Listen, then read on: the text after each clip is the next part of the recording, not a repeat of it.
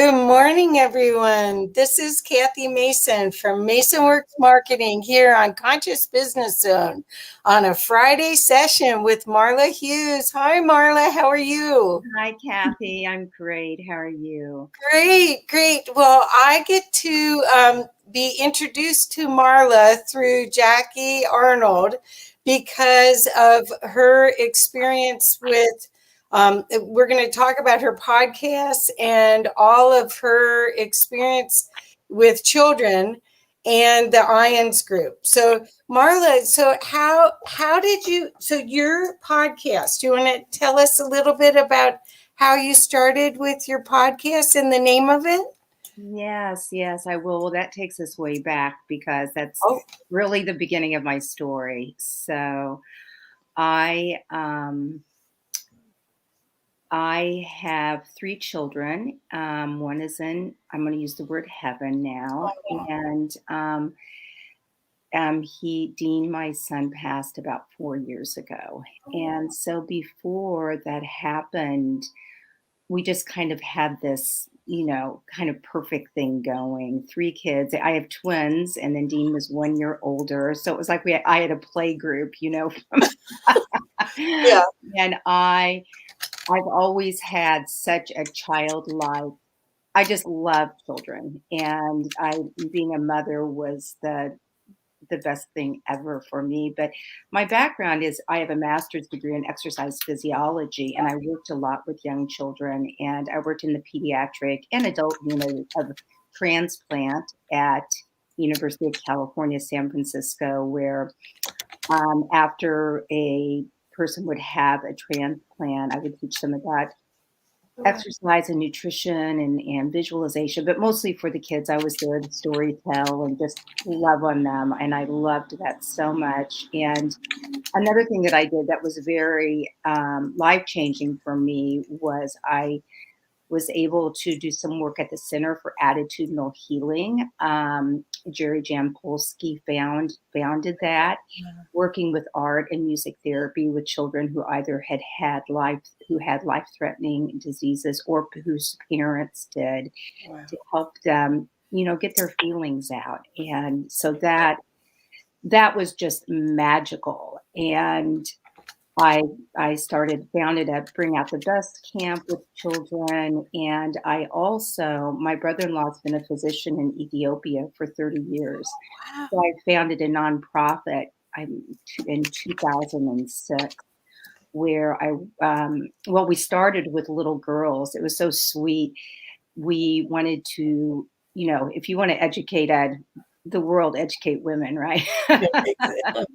And when we went for our first visit, we realized there was such a need for that. So we found an organization that we could, that they provided water and food and, to be sure that the family was nourished. And we came in and interviewed all the families with, little girls around 4, 5, Oh, 6. wow. And I'll never forget the morning we had decided that we were just going to do a pilot study.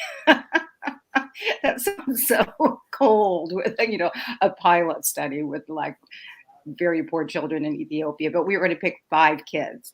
So about 30 showed up. And my partner, Melanie Robbins, and I just looked at each other and said, we're taking them all. So I've been doing that for, I don't know, you can do the math, 2006. And Yes. they are now in just a couple didn't make it through, but many of them now are going to university, and we're just so incredibly proud of them. And then I also have a program that works with moms who are HIV positive, who have young children, and helping them develop sustainable businesses and also help their children to be, well nourished, going to school and that sort of thing. And this ties in a little bit. And Dean actually moved there his junior year of high school. Wow. And lived with my brother-in-law and did some work there. So, and one other thing that will tie in a few minutes is that we were involved with it was a children's, I guess I'll call it a theater camp. It wasn't really it was a thespian camp. It was really a bicultural camp where very unusual. We're 12 to 15-year-olds well, the camp when they were younger in Telluride, you would go Telluride, Colorado, yeah, close to you. Yeah.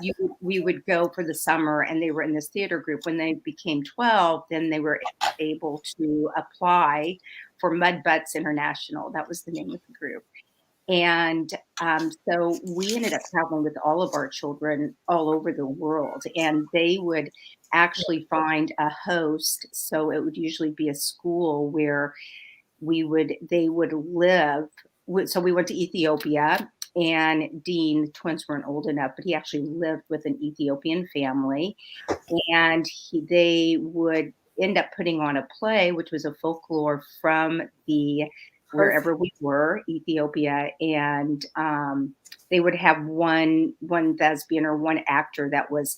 There were two kings, one Ethiopian, one English, one speaking Amharic, one in English. So that was really magical. So we were just doing a lot of really, really wonderful things. And so 4 years ago, without going into detail, my eldest son passed, and it just just tore my heart open and my family, and it was very sudden, and I just went searching.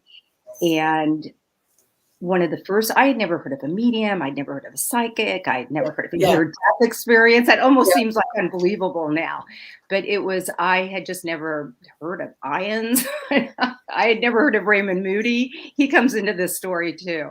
Oh, wow. And I just dove into like what happened and where is he? I grew up Christian, but I didn't find any comfort in that at all, which really brings me also to the point of how I want to work with children. So what I'd like to start with is that my friend, we were still in the depths, and we're still, this really never ends. It's going to Right. be with us forever. But my girlfriend, who's very clairvoyant, she one day, I called her to tell her something, and she said, well, I wanted to tell you a few weeks ago, Dean came to me. This happens to her, not frequently, but, Yeah.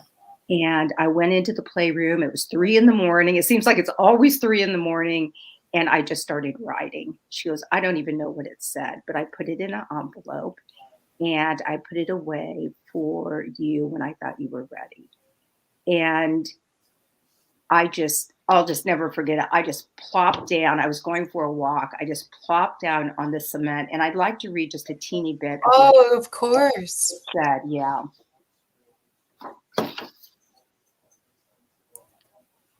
You and Dad showed me every day the secrets to pure love by your open hearts and your open ways.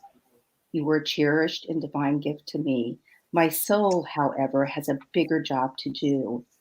I was on earth at that time to experience the discording of the love that I lived and the unlove that I saw in the world. And I am here now to bridge these worlds, to bring forth the words, the songs, the quotes and mantras, the little reminders that lead us back to the natural childlike state of truth and love.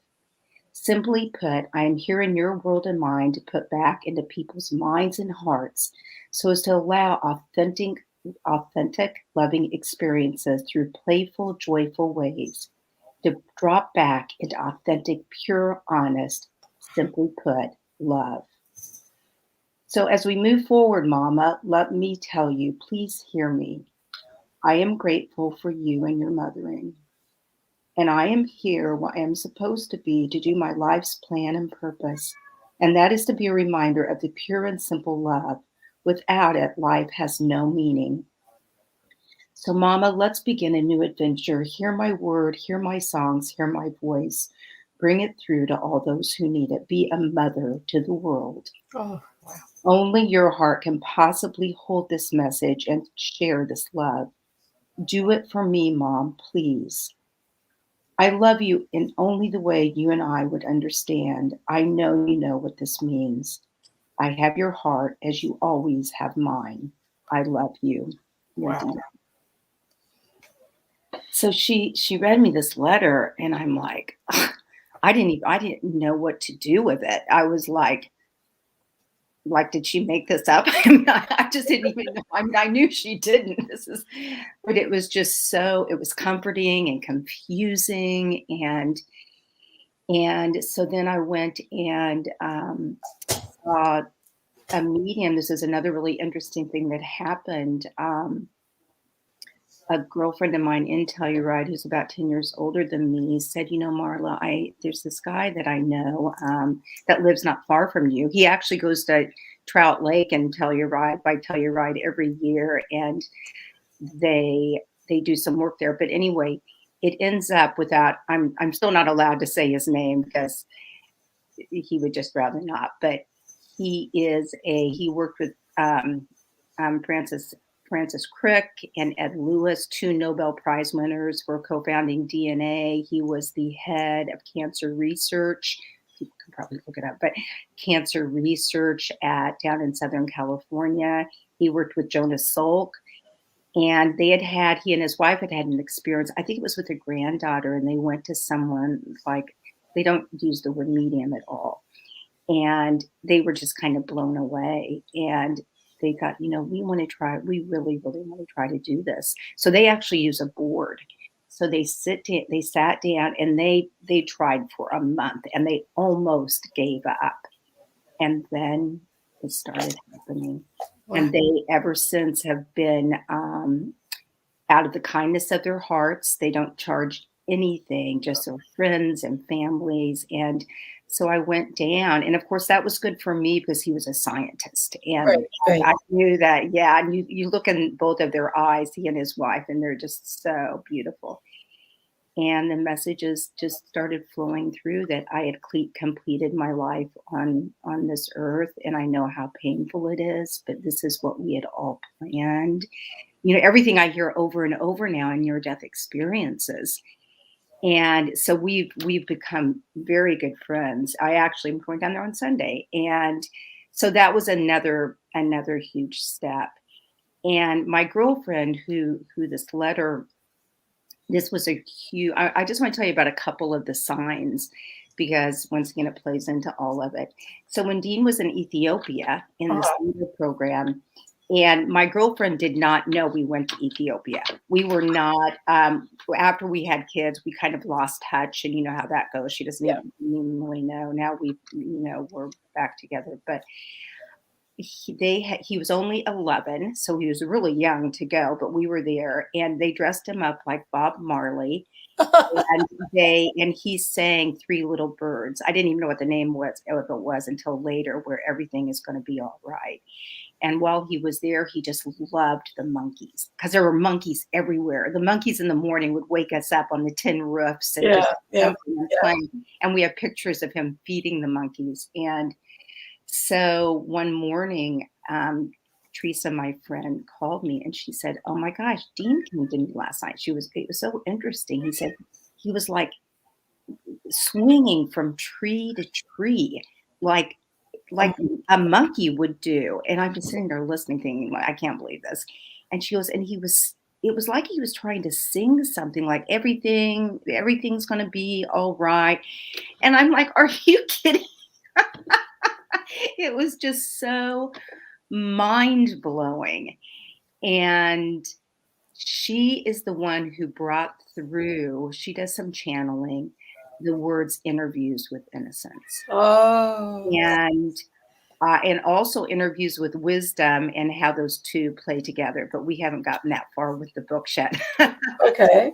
So, and another sign I just wanted to tell, because I want people to know, I'm not sure who your audience is, but just really watch carefully. And this wasn't really a sign. This was a medium, but I'll never forget it. It's like, it changed my life. I was sitting in the car, and she was giving me a reading, and really saying some crazy things, like, "Did you just get vaccinations?" Which I just did, because I was going back to Ethiopia. And then she said, "He's talking about something about Gene." And I'm like, "I don't know any Gene." And she said, "No, Gene, like genes." And I was like, so no one knew this, But when we were pregnant with Dean, we had an amnio that was a little bit off. And Oh, we had to go see a genetic counselor, wow. and we had to make a decision, which it was a very easy decision for us, but whether we were going to have the baby or not. And she said, no about genes. And he's saying, I want to thank you for for making the decision to bring me into this world so Wow. I could complete my purpose. Wow. No one would know that. You can't make this stuff up. No, you can't. And things like this had just kept happening. So I knew, I guess the one other thing is that so I have twins. I asked my daughter, who's so intuitive, and Dean comes to her a lot. I could talk about the signs and stuff forever, and I said to her as I dove more into my journey, which included going to London, physical mediumship, going to a plant medicine workshop in Costa Rica, which blew me away, to meeting Raymond Moody. I flew out to Georgia and became good friends with Raymond Moody and fell in love with the guy. And that really propelled what I wanted to do because he's so wonderful. And So lucky. And so I said to my daughter, do you think it would have been, of course, you can never take away the grief, but do you think it may have been a little bit easier if you would have been taught as a little girl that love is forever and that you can always connect with your loved ones Right. and they're not gone. So for them to learn and love, not fear, Right. and to understand. And that's actually why I wrote my book, which I have right here, which we'll talk about later. And she goes, I really think that it would have. And I was like, wow, I need to get started. So at first I was going to write a book, but I am not in a circle of people that talk about things like this, not even remotely. Right. And I was getting nowhere quickly, even though Raymond and Lisa Smart were trying to help. And so I thought, well, I'll start a podcast. Yeah. And I'll call it Interviews with Innocence. And I don't know how I did it, Kathy. I just did it. I I didn't understand. know When anything. you're supposed to do things, I know. you can't sleep. You can't. It's like, okay, I got the memo. I'm doing it. I'm doing it already. It's so true. And I get these downloads either when I'm meditating or when I'm in yoga. I do hot yoga every day. And it was just like, I'm going to do a podcast. So I started my podcast and I immediately started Carol Bowman was my first guest. I know you have an incredible lineup on here. I've been so blessed. I'm so proud of the people that I've had because it's so important for me. Every podcast host feels this way, but just integrity and the things that just really touch me. I have a few that I'm not crazy about, but anyway, so I began my podcast and it has been so comforting, and I've been able to interview so many near-death experiencers, and also like Kimberly Sharp and PMH Atwater, who's a great friend of mine now, who've worked with children who have had NDEs. So my mission is, well, it's a few fold, but I do want to get the message out there to live. We need for our children to be given. Listen, the young children already know, right? They see spirit, they know spirit, but they need to be validated. Exactly. And they need to be listened to, and we need to be curious and present with them. And my book is about a little girl and her grandma. They talk about signs and synchronicities, and they just spend this wonderful time, just looking at the clouds and memories.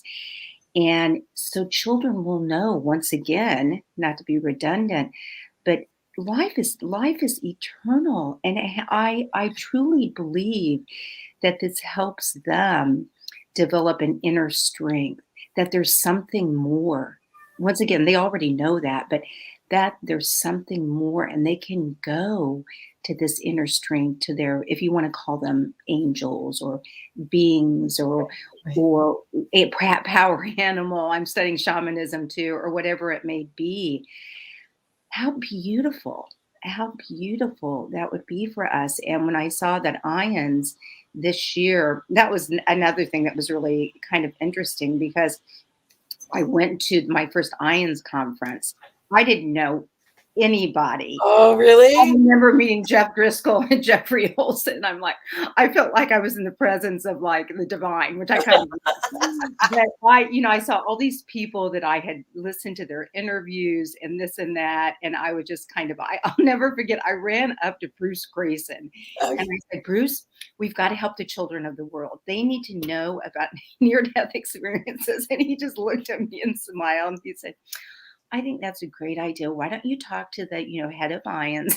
So I'm sure I just interviewed him. I didn't ask him. I'm sure he doesn't remember that. It's special.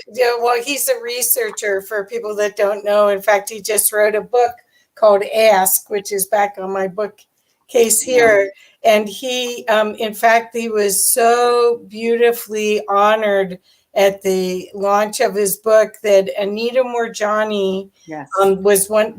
Were you there at that event? No, but I know Anita. Yeah. And I think it's called After, not After. Oh, okay. Well, Anita said that one of the nicest things that was said, there were lots of wonderful things said, but said that Bruce made her fill out a 60-page document after her near-death experience, but that she was so, at the time she was like, what am I doing?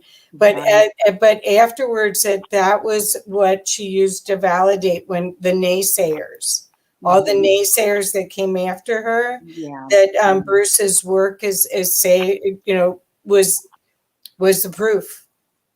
Absolutely. Isn't that cool? Yeah. Yeah. And he's such a gentle, beautiful man. All of these people are, Right. all of them. So which IONS event did you go to? I went to the one in Pennsylvania. Oh, me too. Where was it? The King of Prussia. I'm like, where am I going? The King of Prussia? It's a township. Yeah, they have townships there. Yes. I was at that one, and Me too. I was there alone, and it was just, it was wonderful. We probably walked right past each other. Well, the thing that you get when you go to those meetings, not only do you get to meet these people that have words for things that you don't have words for, because that whole realm of spirituality doesn't really, that's part of the interesting part of this, I think, is you get a vocabulary that you didn't have before. But it's their hearts. You walk into this place and there's 450 or 500 people with their hearts wide open. And you just go, oh my God, I'm home. I'm home, because it very little ego, very, very little ego. It was, there's a little, but but in general, 400 people all there that have touched the other side, or have family that have touched the other side and want to live in that space. Right.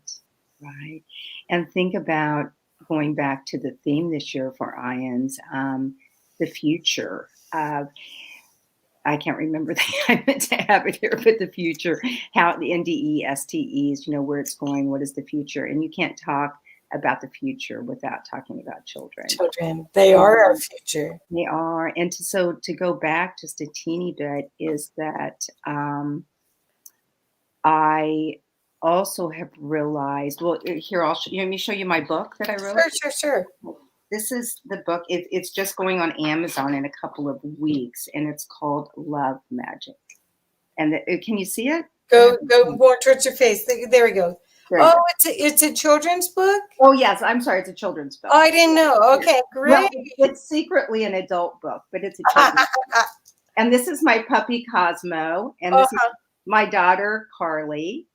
Oh, cool. and Pop Pop. So there's a lot of the illustrator was just absolutely amazing. But anyway, Raymond Moody and Lisa Smart and Karen Newell and a lot of people read it and gave great reviews. So Oh, what I'd like to do, but I don't know whether I probably shouldn't announce this at the panel, but so I'll announce it right now for anyone who goes on my website, interviewswithinnocence.com, and is going to the IONS conference and they contact me, I will send them a free copy of the book.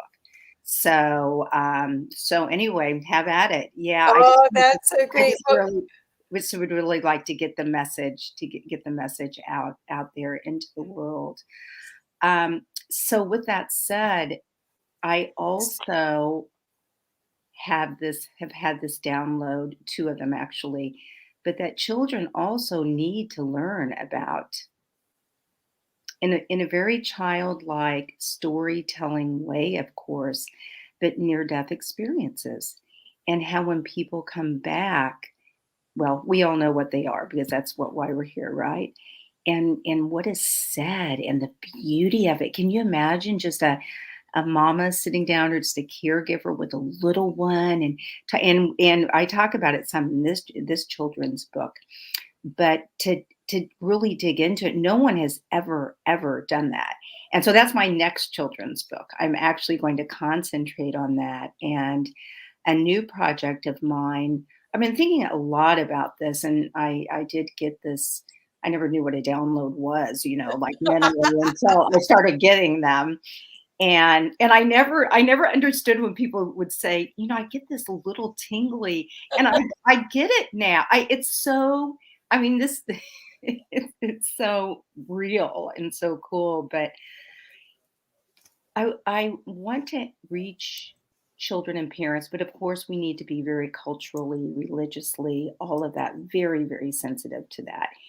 And this has nothing to do with religion. And I think culturally, whether it's you bring in indigenous, I mean, what little child doesn't want to like bang on a drum and think Right. about about the world and the meaning of life and remembering possibly things even before they were born.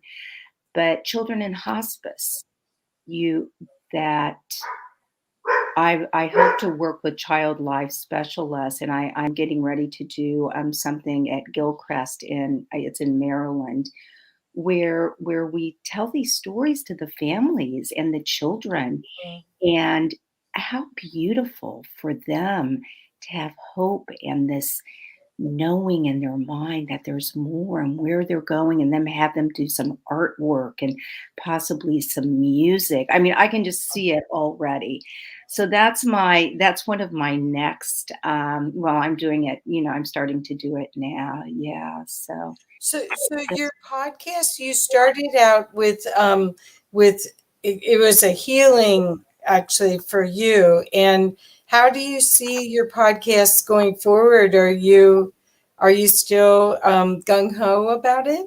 Oh, absolutely. Okay. Yeah, yeah. And I didn't start it out for healing because I didn't Oh, think about that really.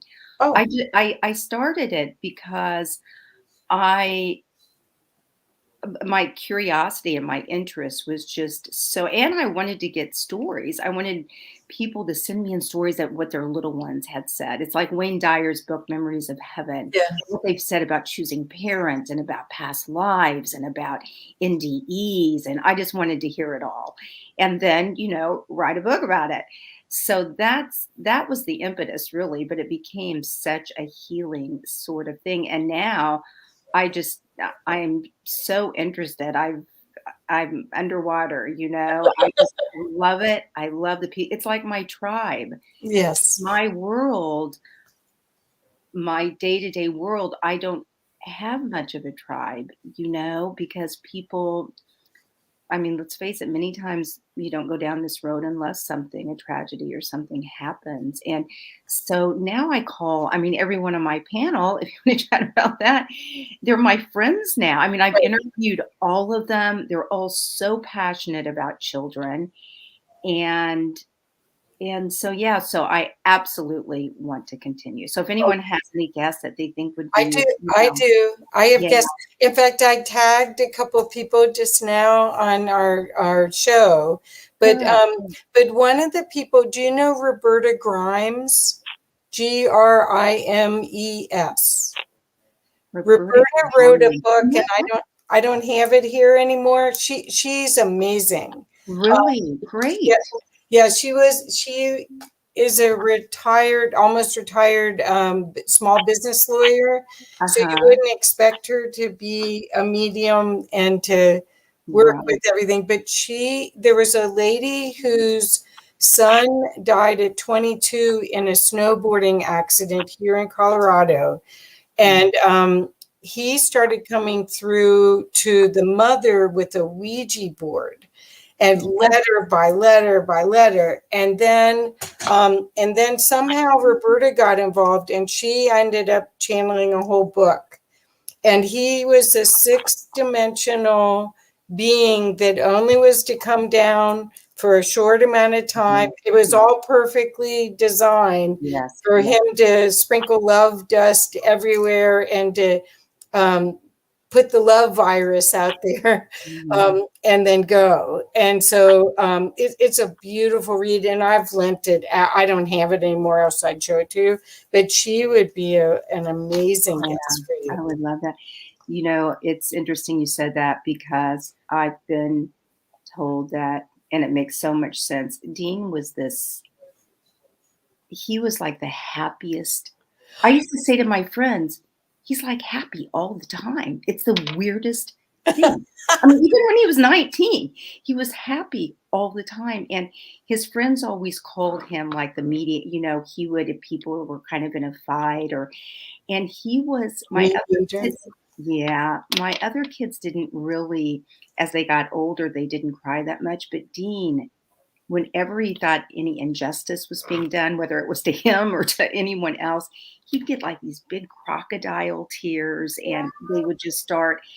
And I was told by a medium that, not that I've been to a million of them, but I've been to some really good ones, that he just wanted to have a taste of this earthly realm, and like the letter said, he was, he has a bigger job to do now. And I don't believe it's so hard for all of us to understand when accidents happen, but I don't believe that we have randomness in this world like that Right. because we know that from your death experiences. I mean, so many are told man, they have to come back or they're asked to come back.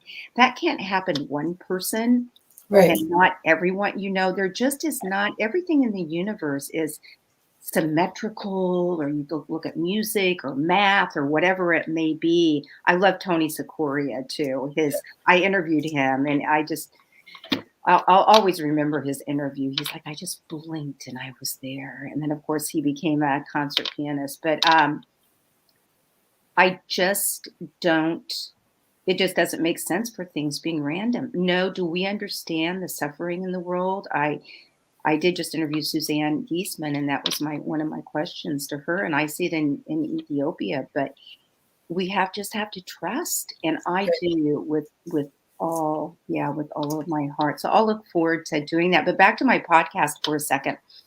I did one series on children who I call them gifted because they are with Down syndrome, on the autism spectrum.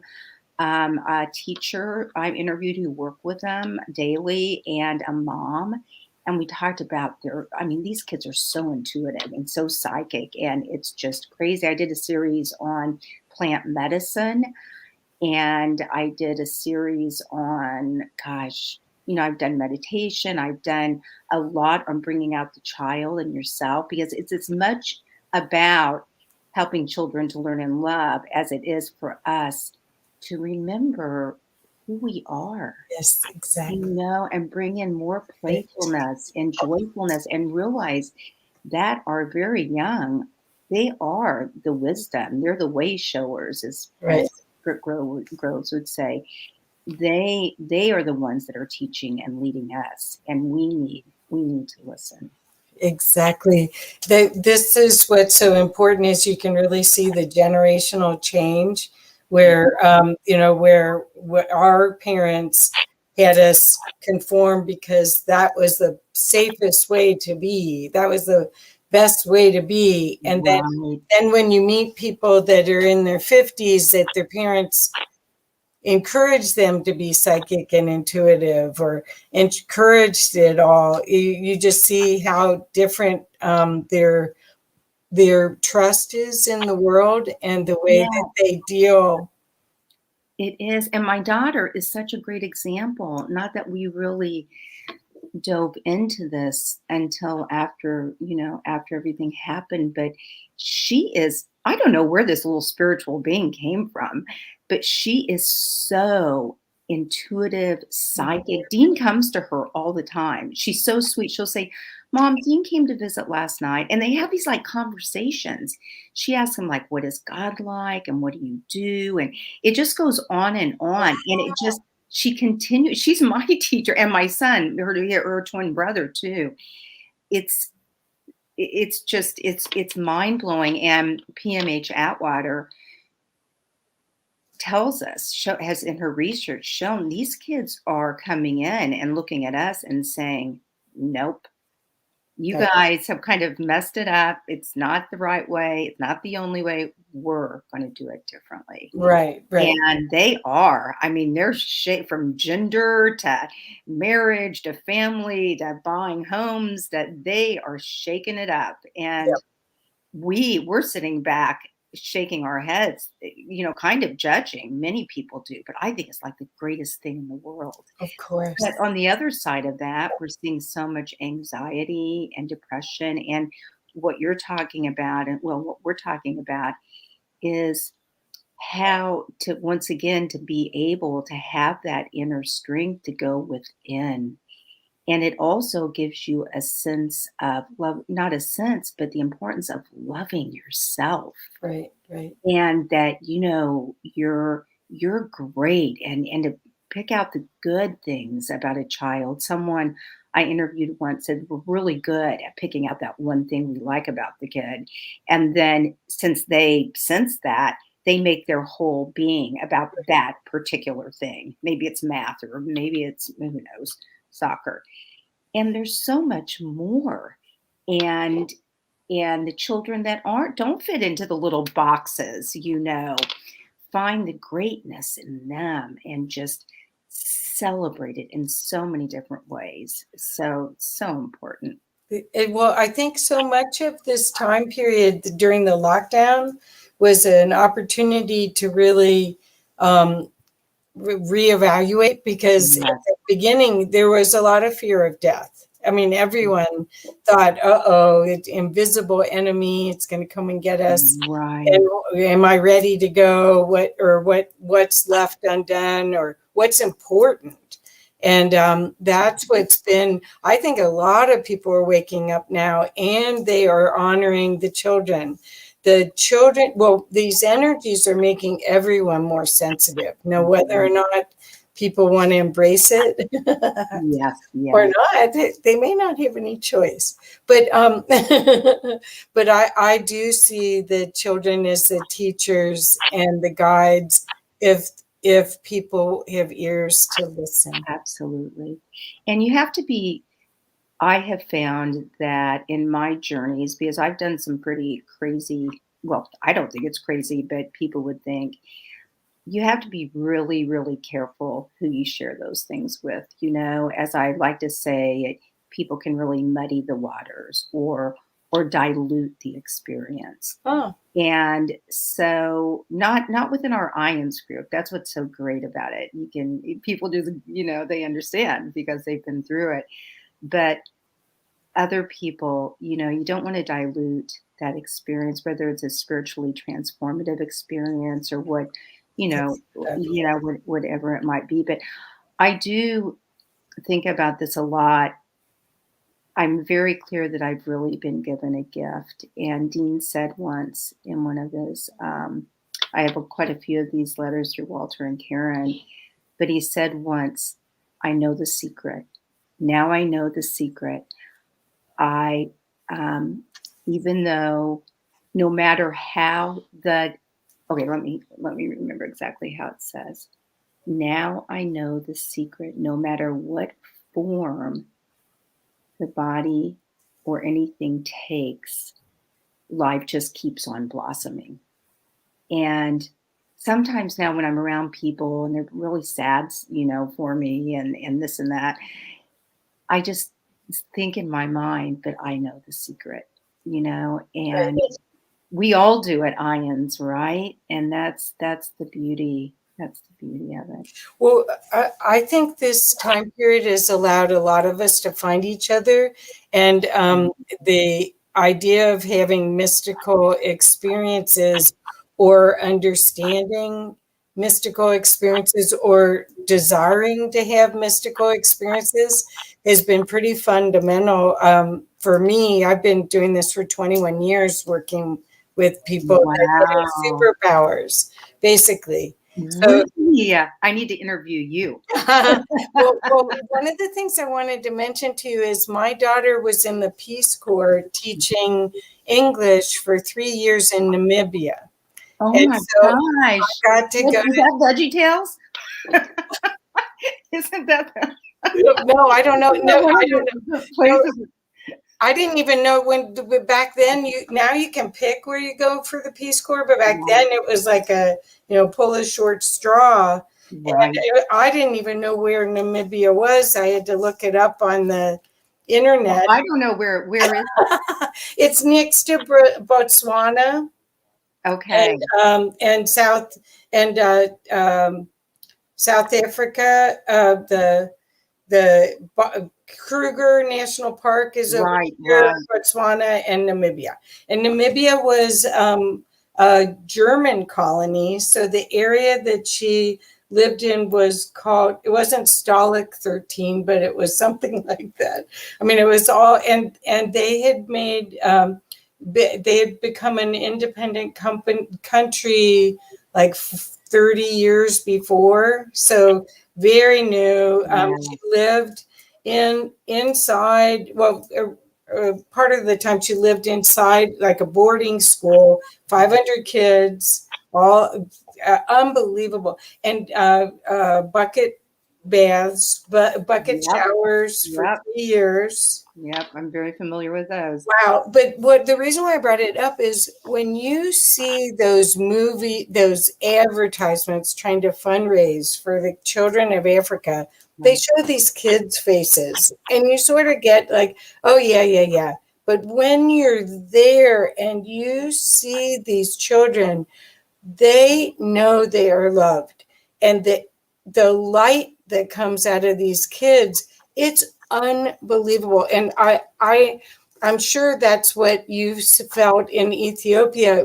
That experience is life changing Yeah. because they're raised by their family. Usually, grandmother helps raise them, and they know they're loved. Now, at 8 or 10, I don't know how they are, but little kids, oh my gosh, Yeah.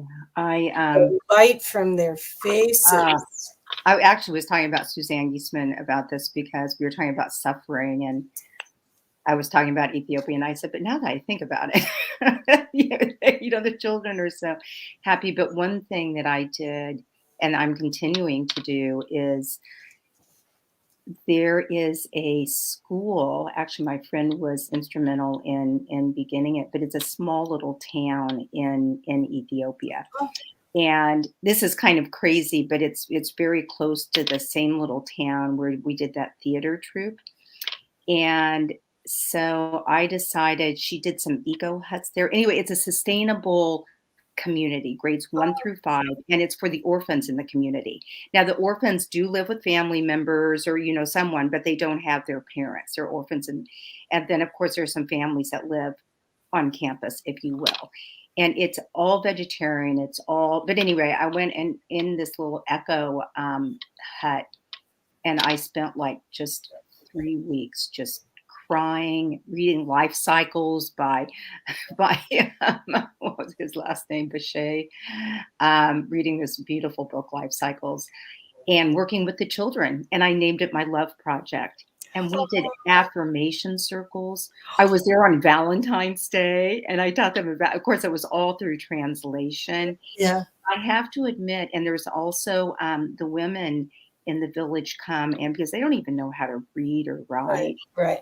And so I did some work with them about friendship and gratitude and love. And when they, at first, I didn't know if they were quite getting it. And then I said to my translator, I said, tell them I'd like for them to know about Dean and about my story.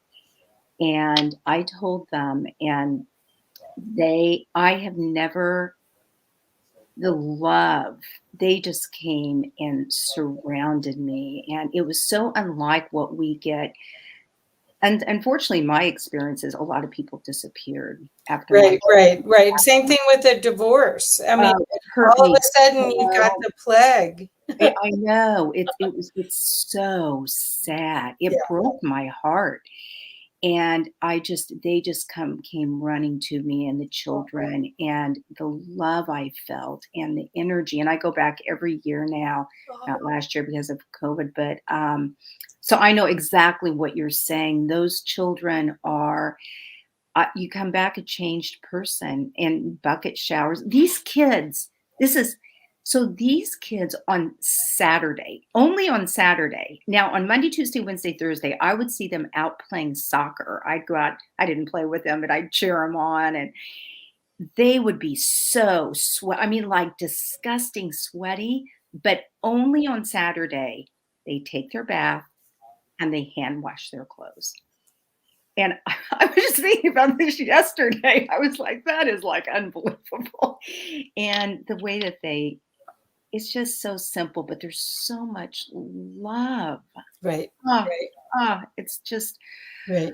I could live there for a while, if not like forever, because I love Well, communities. there is something about that way that seems, more centered to the earth. I lived in Italy. I went to school 5 different times in Italy. Wow. And one of the years I lived with a countess and her daughter in Florence and went to college. And the countess, she and her husband had an estate in Ethiopia. Oh, really? World War II. Well, the Italians conquered. Mussolini, and yes. And I saw pictures of their big white plantation style house. And so, and they had said they had 40 or more servants. And wow. So yeah, it's a real, it's sad in Ethiopia because there's a real line between, really the very, very poor and the very, very rich. I And think that's true. I don't think what I've been told and learned that this isn't true for all at all, but the rich could help the poor a lot, a lot more. Right. But right. Isn't that true everywhere? Yes. Well, that's what we're talking about. We're talking about actually, in a lot of cases, we're talking about things that people don't talk about. About how do you deal with somebody who's lost somebody. I just lost a dear friend of mine Sunday night. And yeah, me too. It's been an interesting week. Yeah. It's an interesting. We know what we know, right? We know what we know, but we're still sad because selfishly wish she was still here. Yeah. But she was in education her whole life, and she wrote a book on creativity to help people learn these ways to learn how to creative problem solve, because they're not teaching that in schools. Right. They're not teaching it in leadership. They're not teaching it anywhere.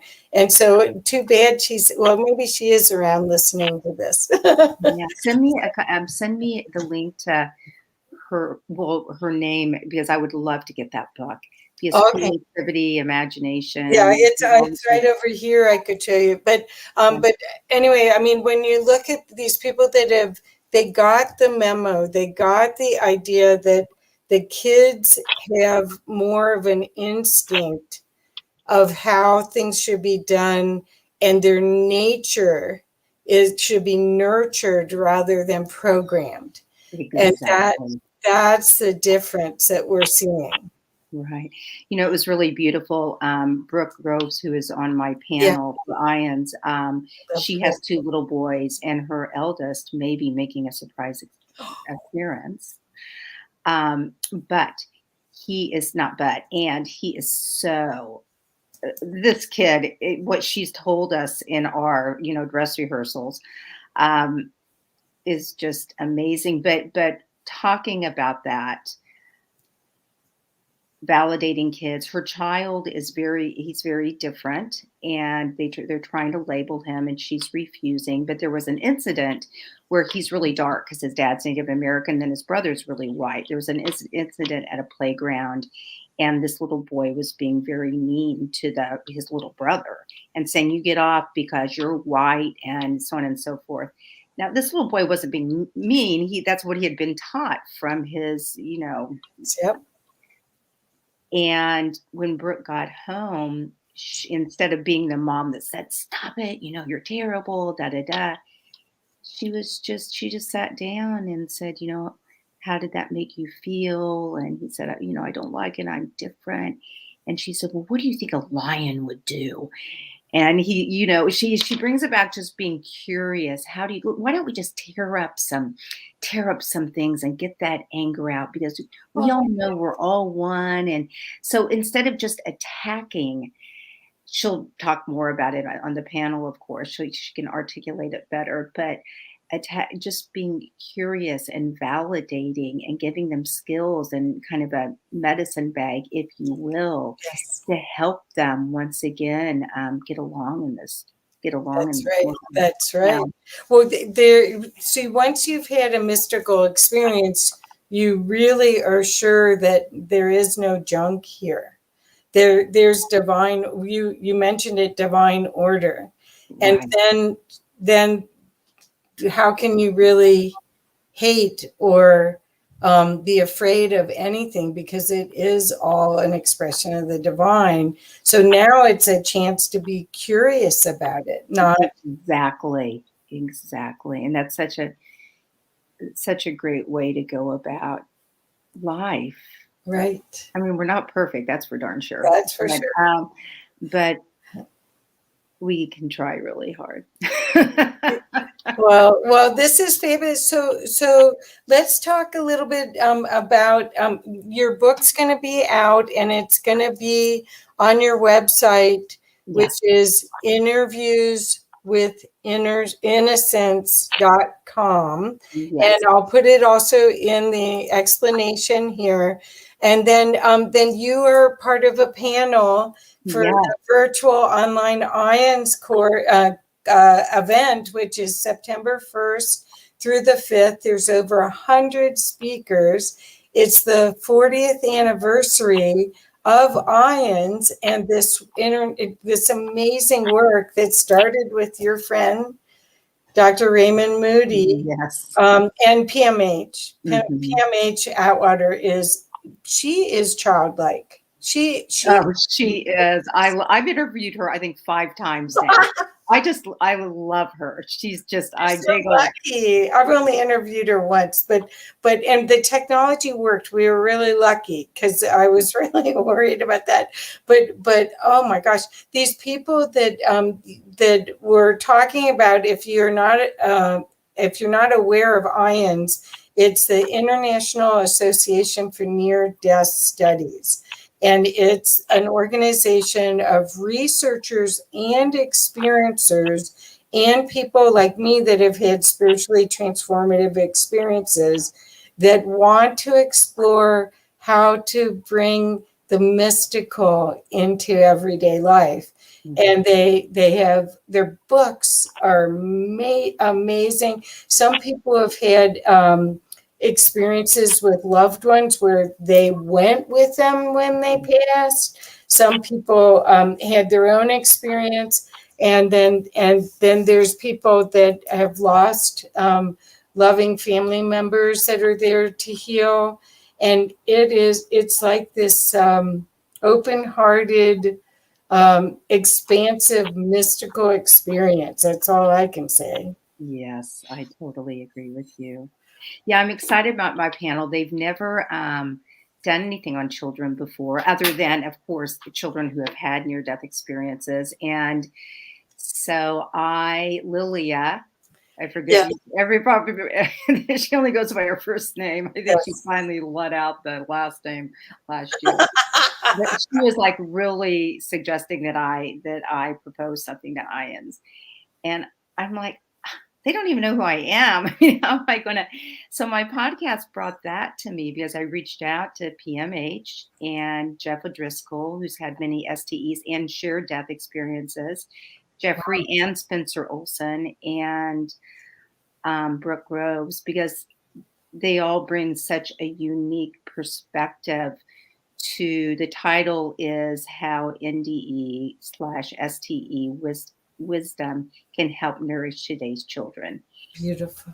And of course, Jeffrey and Spencer, in a horrific car accident, lost Jeffrey's wife, Spencer's mom, and their little brother, Griffin. And he had many NDEs and STEs, whereas his little 7-year-old Spencer did not.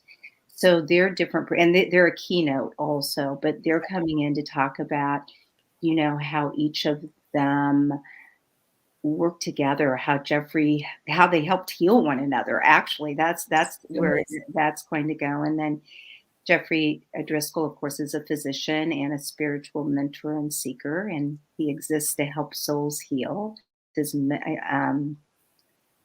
mantra, and he has very strong feelings about how we can help our children live in love, not fear, and has had a lot of great experiences with his daughters and with others. And PMH, of course, is we're not going to talk about child experiencers in this panel because that's not what it's about, but she's going to talk about how she raised her family, and then talk about, through her research, children who have that they do have memories before they came into this earthly realm, and the importance of visualization and encouraging, intuition and that sort of thing. And then, of course, Brooke Groves is amazing, and she brings in not only being a mother, but also her transpersonal psychology and her professional background also. Yes. So I'm really, and then Ian said yes. I was like, this is like so great.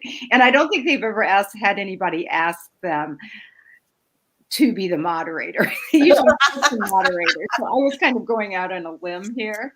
Oh, That they accepted. So I'm so honored to have this esteemed panel and to lead that, and to call them all my friends. So I really hope that people can tune in, because it's going to be different than I think anything they've really done before.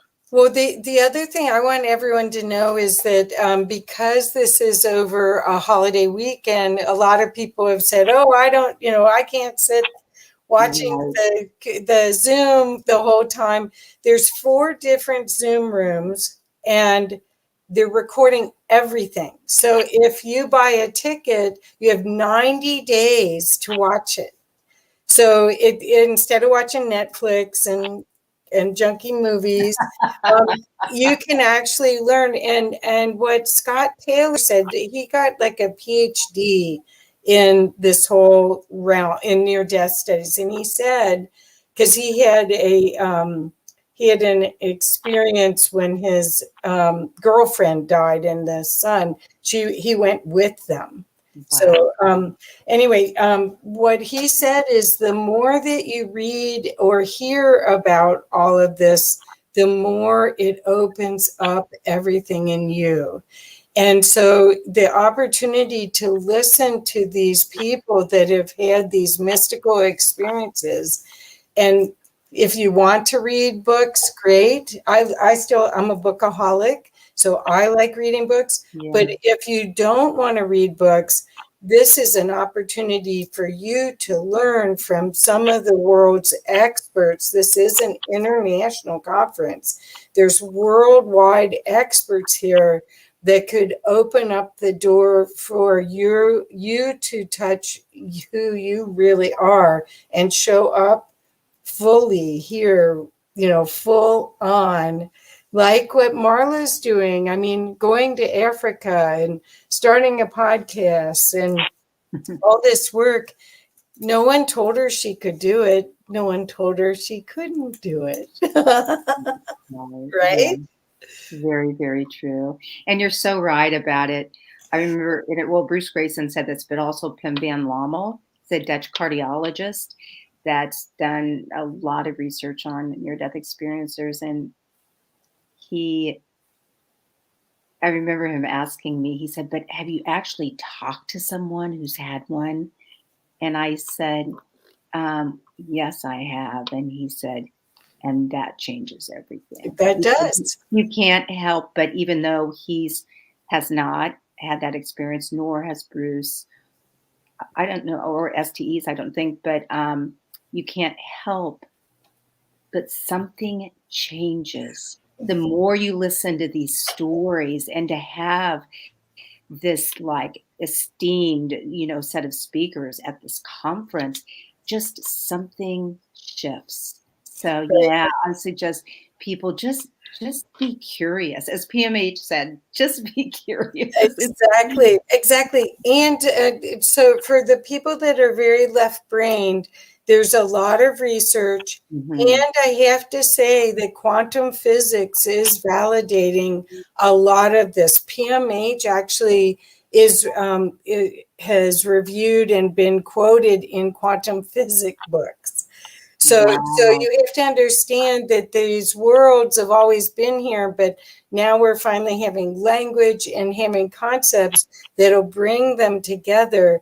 And this is a huge upliftment for humanity. We are going through this huge change. We're going from this violent polarity mentality to a peaceful world.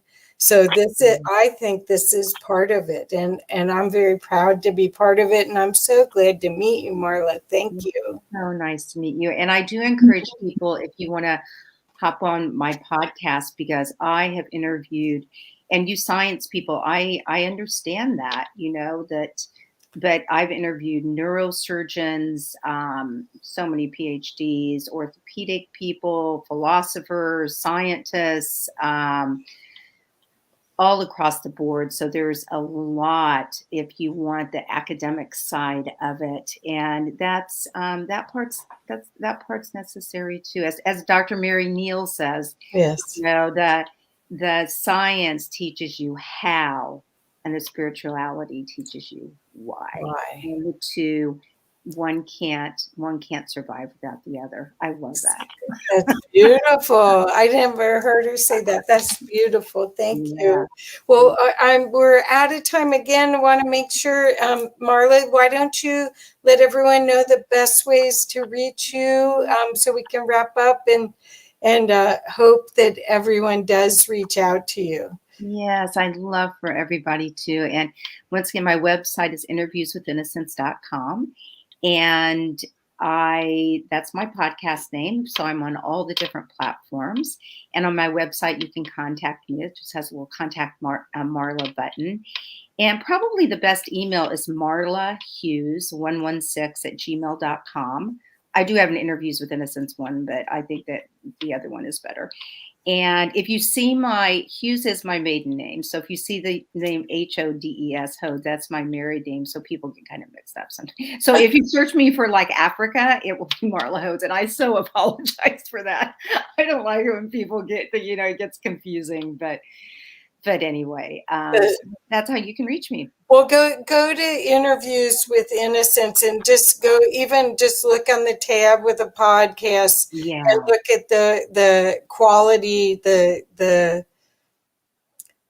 IQ levels, the brains that she's interviewed, and know that this journey that Marla's doing is helping so many other people that have lost their loved ones make sense of it all. So that's what we're all on this journey back home. So we are. That's right. Thank you, Kathy. It's you. really been an honor. Me too. Me too. Thank you. And again, come to the IONS. It's virtualconference.ions.org. The first day is a Reiki class, and then next day is a bunch of different wonderful workshops with some of these incredible teachers, and then the rest is these interviews and presentations that could change your world. It could make a difference in everyone's life of you and your loved ones. So thank you. Thank you, Kathy. Thank you very much. I look forward to getting to know you better. Yes, me too. I want to interview you. Yeah. Thanks a lot. It's easier on this side. Have a great day. Bye-bye.